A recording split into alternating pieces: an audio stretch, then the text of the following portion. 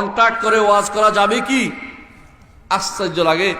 একটু আগেও কিন্তু মাসালাটা বলেছি, ন্যাক কাজ, ওয়াজ যদি ন্যাক কাজের জন্য হয়, ওয়াজ যদি ন্যাক কাজের জন্য হয়, ন্যাক কাজের কন্ট্যাক্ট নাই ভাই, এটা হতেই পারে না।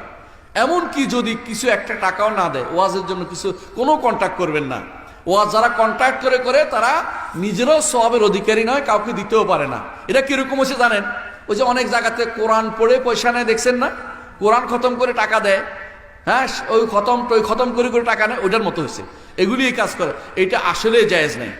কোনো কন্ট্যাক্ট নেই, কোনো কন্ট্যাক্ট করা যাবে না, কোনো কন্ট্যাক্ট করা, যে যা দিবে তা নিবে, না নিলে দিবে না, কিছু নেই, না দিলেও চলে যাবে, আলহামদুলিল্লাহ, কোনো সমস্যা নেই। কারণ দিনের খাতিরে ওয়াজ করতে আসছেন আপনি, টাকার জন্য ওয়াজ করে আসলে সেটা আল্লাহর দরবারে গ্রহণযোগ্য সওয়াব আপনি পাবেন না। আপনি টাকার জন্য কাজ করেছেন, এটা নবী রাসূলদের কাজ নয়। নবী রাসূলরা সবসময় বলতেন, কি বলতেন?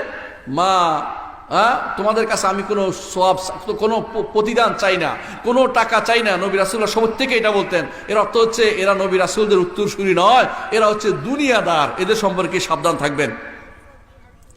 ধর্ম প্রচার করে সাহাবীরা অর্থ নিয়েছেন কি? বললাম তো, নাই একই কথা।